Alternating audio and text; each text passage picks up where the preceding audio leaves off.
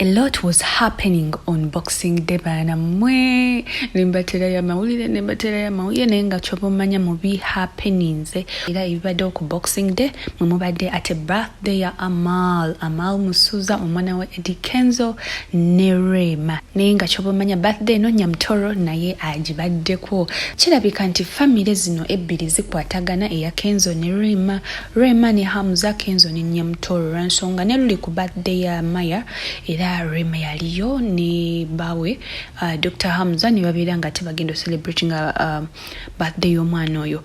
Nenga mukwano, I welcome you to Patricia's latest. It's Trisha here. Make sure that you don't forget to subscribe, like and share. Tap the notification bell so that you can be notified whenever I upload new videos on my channel. Oh my god.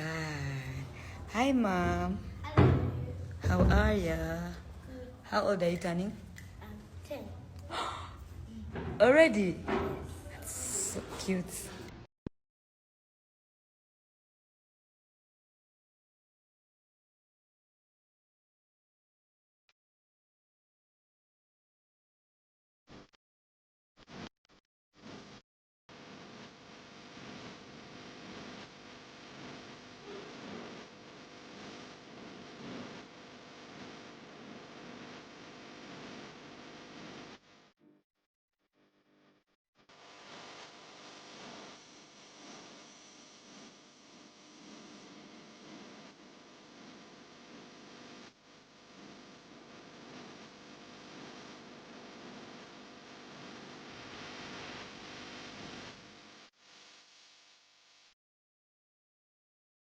Era bwatyo ne Antwe Rachel K era nga bano bo bakyali nnyo. Rachel K ne Amaal bakola ne video za TikTok naye azze ate namuwa ebirawo bye era n'abimukwasa.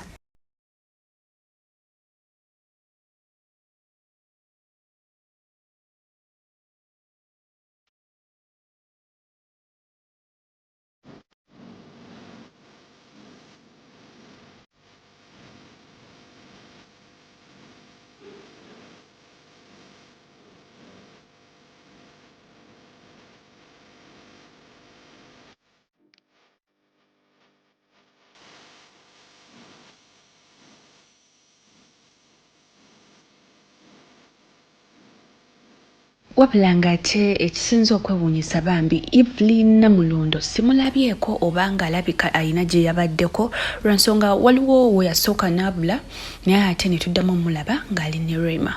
Waliwo oba yali press conference nga ya muyimbi alinayo ekivulu ne bagenda ne tubalabako wabula ng'ate ku luno talabiseeko Phiona Nyamutoro. Nga mumanyi nti no twali abasinga twamanyira okubeera nga tumulaba ng'atambula ne Rema tugamba ate kati ki ekibadde ng'ennaku zino tetukyabalaba bombi. Ate era nga kyabumanya before Amaal's birthday eya Kenzo nayo yabaddeko naye nze munnange zino spray ezo ze mukuba ezo ez'ekyovu ezo ze temuzinkubanga kubanga what's that omuntu aba yeetaaga n'aginyenya from a distance nga tamina bagiira muntu wabula abantu baba baagala bakumasking with that kind of thing naye bannange Abannayuganda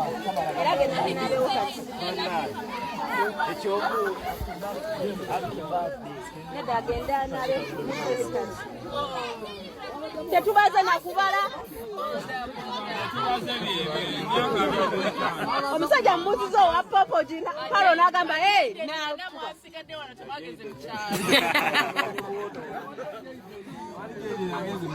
mukyalo yedde nana keki mumaze right? So we can touch it? Kino kyana kiteme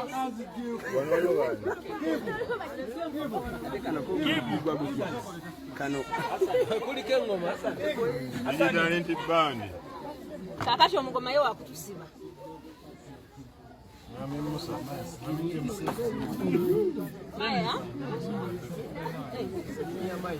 Anyway guys, thank you so much for watching. Don't forget to subscribe, like and share.